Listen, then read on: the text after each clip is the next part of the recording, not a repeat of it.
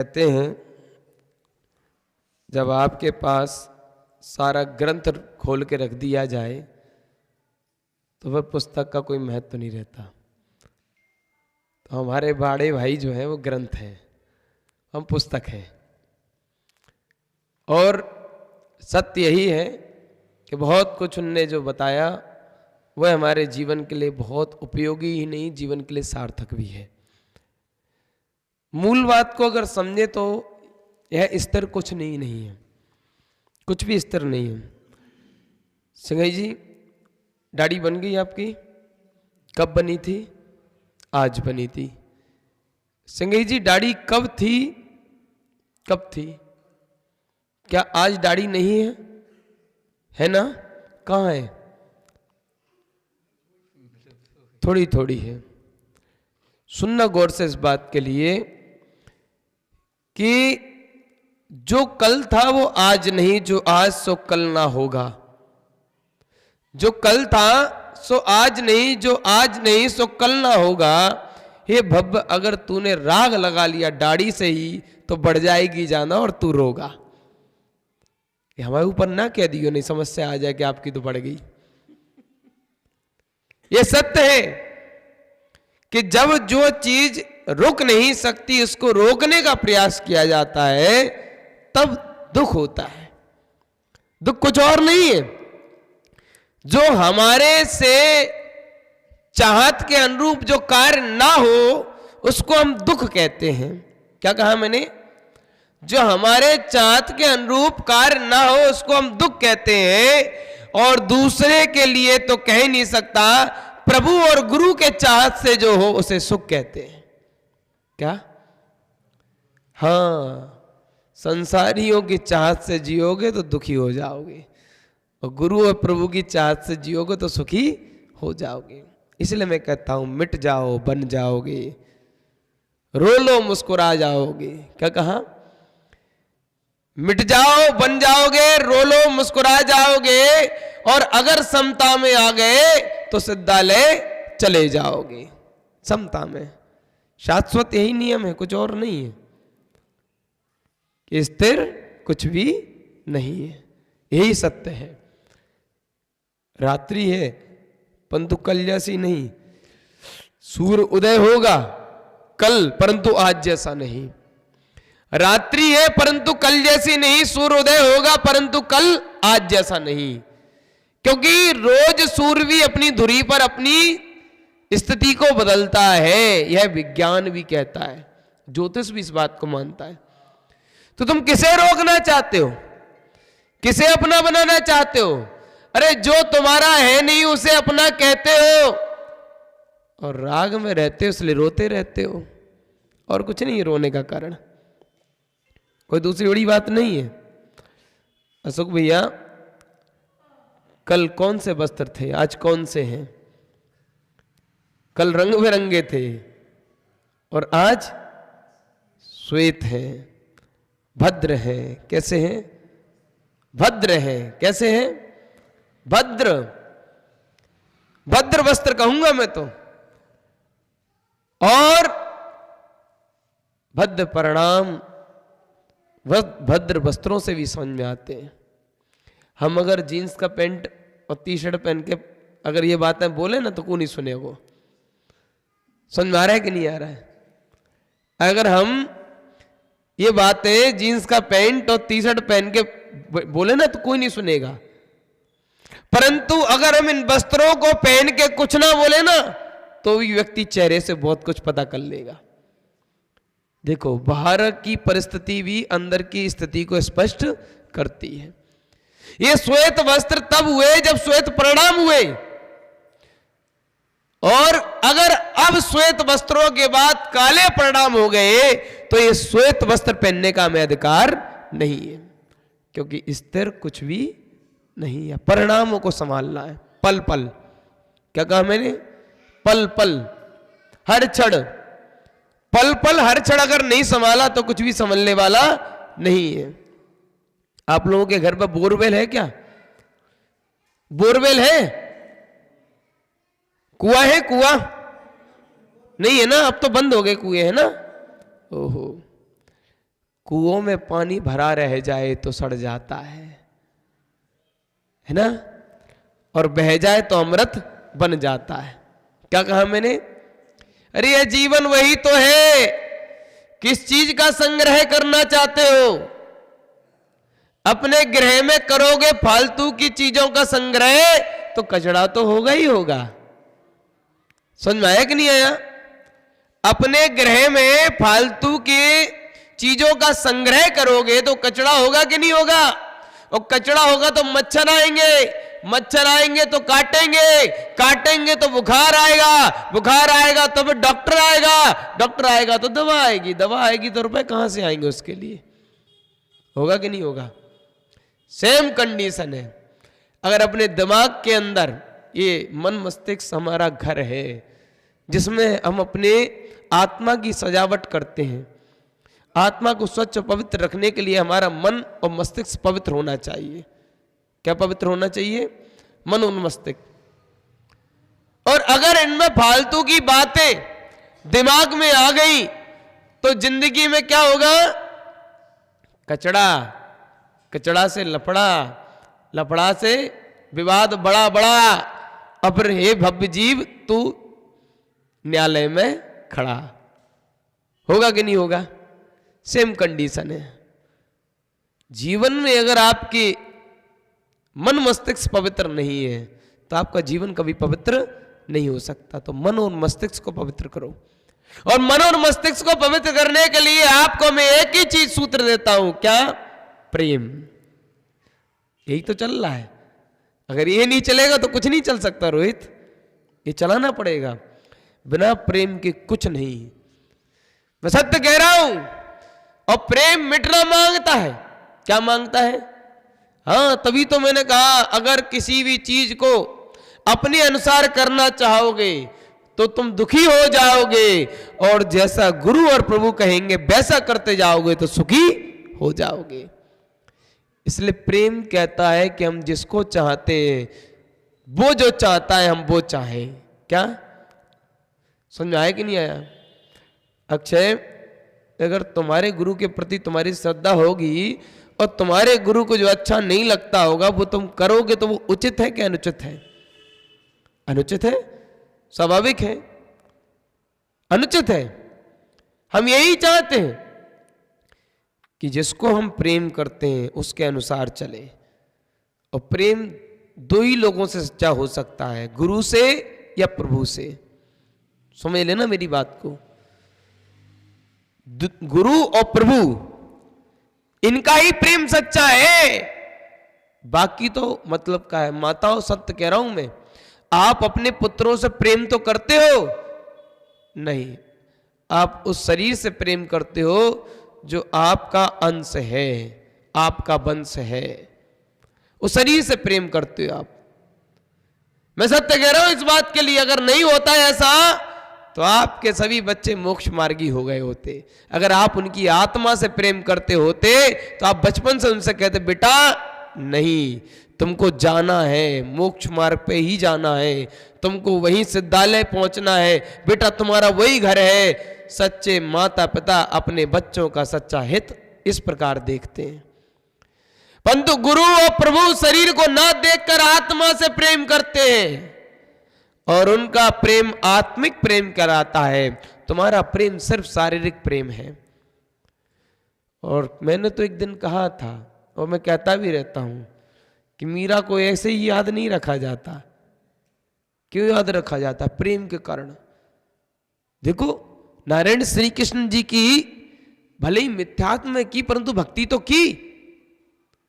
समझ आ रहे कि नहीं आ रहे? भले ही मिथ्यात्व में की परंतु की। अरे माताओं, मैं तो कहता हूं कि आप लोग तो अपने पति को परमेश्वर मानते हैं और उसने परमेश्वर को ही पति मान लिया।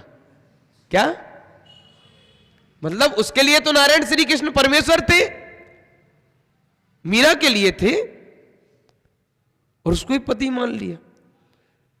पूरी दुनिया की लांछन, दुनिया के अपशब्द, दुनिया की बुराइयां, दुनिया की घृणा, दुनिया की ईर्ष्या, अरे यहां तक कि जहर का प्याला, कितना कुछ पिया। और मुस्कुरा के जिया। समझ में आया कि नहीं आया? मैं तुमसे जहर के प्याले को पीने के लिए नहीं कह रहा हूं। अरे जिंदगी की कड़वे घूंट को पी लो, वही तो जहर है। यही तो दुनिया में सबसे बड़ा तुम्हारे जीवन पे कहर है। यही करना है, कुछ और नहीं करना है कि जन्म मिला है अब तरना है, बार बार नहीं मरना है। कितनी बार रोया धोया नहीं गया। जब मैं गृहस्थ जीवन छोड़ रहा था ना बड़े भैया, जब मैं बैठा हुआ था जंगल में, तब ना विराग सागर जी मिले थे ना विद्यासागर जी, कोई मुनराज नहीं मिले थे मुझे। मैंने ग्रह अपने भावों से छोड़ा है, कोई मुनियों के कहने पे नहीं छोड़ा है, और ना ही किसी ने मुझे प्रेरित किया है। जब माँ आई मेरी वहां पर, जन्म इस शरीर की माँ, मेरी नहीं, मेरा तो कोई नहीं इस दुनिया में, इस शरीर की जब माँ आई तो भाई मुझसे कहती बेटा क्यों रुला रहे हो, चलो घर पर। जहां मैं जंगल में था, मई के महीने में कितनी भीषण गर्मी पड़ती है, रोड तपती है। 7 किलोमीटर जिस जंगल में मैं अंदर था, वहां 7 किलोमीटर में चल के आई बिना चप्पलों के। उस मां के पैरों में फपोले पड़ चुके थे, और मुझसे आके कहती ममता की भीख मांग रही हूं। हमने मुर्दई के सामने मांग रही हो। कहती है कि बेटा हमें एक बार दे दो मौका, तुम घर पे चलो, शादी कर लियो, फिर भाई 3-4 साल बाद फिर चले जाइयो। मैंने कहा गलत फहमी में हो, आपका लड़का मर चुका है, आप दूसरे के लड़के के सामने बैठी हो। सोचो क्या बेइज्जती होगी इस माँ पे।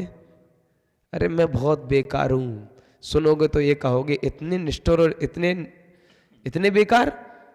हाँ, उसने कहा कि क्यों रुला रहे हो, कौन से पाप किए थे मैंने क्या बिगाड़ा तुम्हारा? तुमने जो चाहा वो दिया, तुमने जो मांगा वो ला के दिया, कभी कोई कमी नहीं छोड़ी। क्या उसी का परिणाम है, इसलिए रुला रहे हो? मैंने कि नहीं, मैं इसलिए रुला रहा हूं क्योंकि आज एक मां को रुलाऊंगा जिससे कि बाद में और माओ को ना रुलाना पड़े।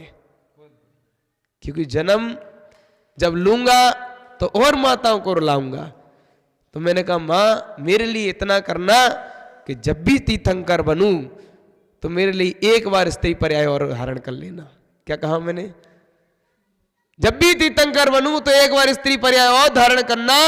मैं ऐसी मां की कोख से जन्म लेना चाहता हूं जिसके अंदर वैरागी जन्म लेता हो।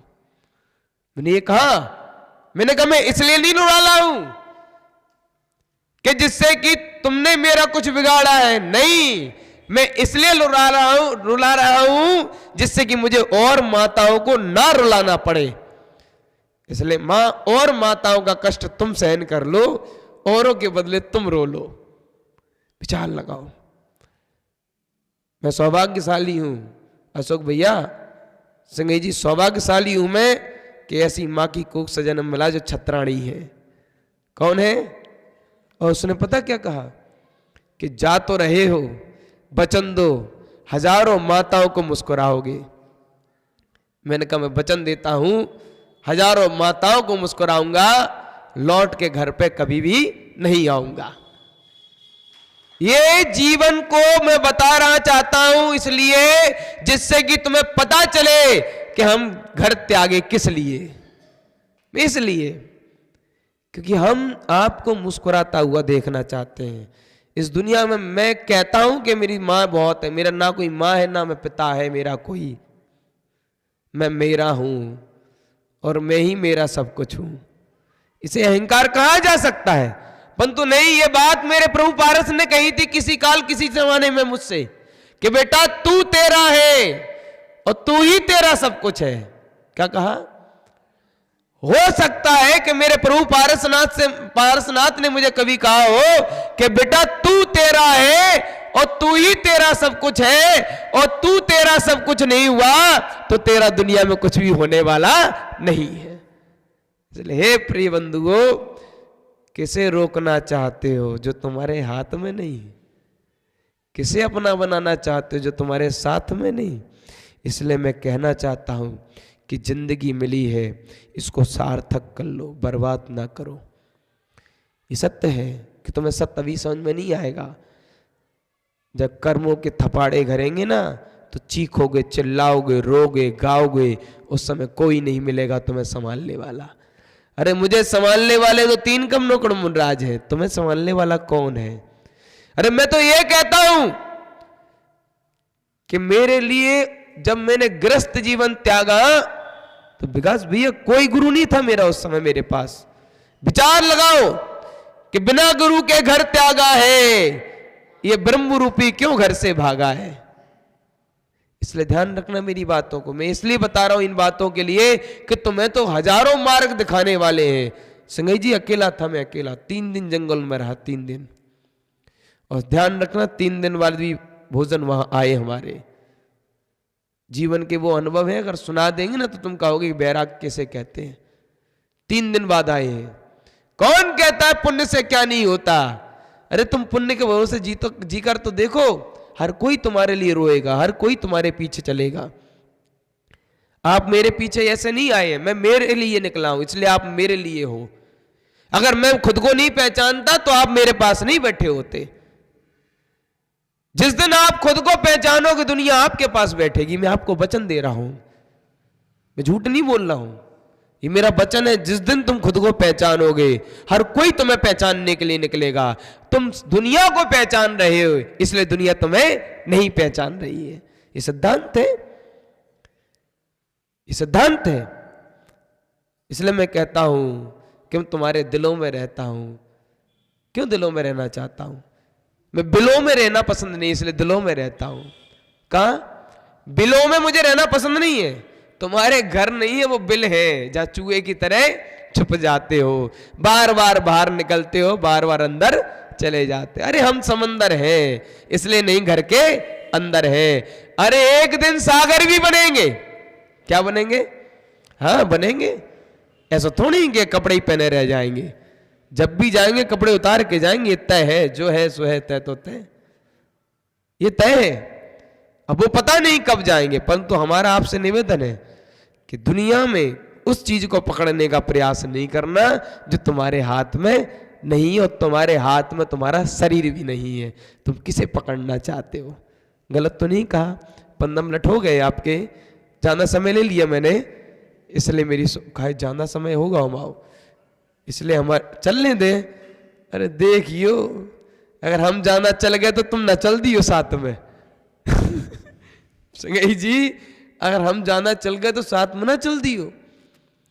हम नहीं चाहते कि तुम्हारे पीछे को और चलो आए। हकीकत तो यही है कि जीवन का सार हमें तब समझ में आता है जब कुछ अपना अपना अपना अपने से दूर जाता है। परंतु वो अपना होता ही नहीं है, सपना होता है। और सपने को अपना मानने वाला बेवकूफ है, दुनिया का सबसे बड़ा बेवकूफ। इसलिए हम कुछ लोगों से कहते हैं जिन्हें हम प्यारे होंगे उन्हें दुनिया प्यारी नहीं लगेगी, और जिन्हें दुनिया प्यारी है इसको मतलब उन्हें हम प्यारे नहीं लग रहे। समझ में आ रहा है कि नहीं आ रहा है? अक्षय तुमसे ही कह रहे हैं हम। अब मुस्कुराए अक्षय। अक्षय की माता श्री देखने लगी है, सोना हो कि अक्षय 2-3 दुपट्टा ना पहन ले। पहनियो अब सीख के लाने, 2 दिन ऐसा नहीं पहन रहे तुम, है ना? क्या बात है। इसलिए हम जिसको प्यारे लगते हैं उसे दुनिया प्यारी नहीं लगती है, और जिसको दुनिया प्यारी लगती है उसको हम प्यारे अभी नहीं लगे हैं। शायद ऐसा है।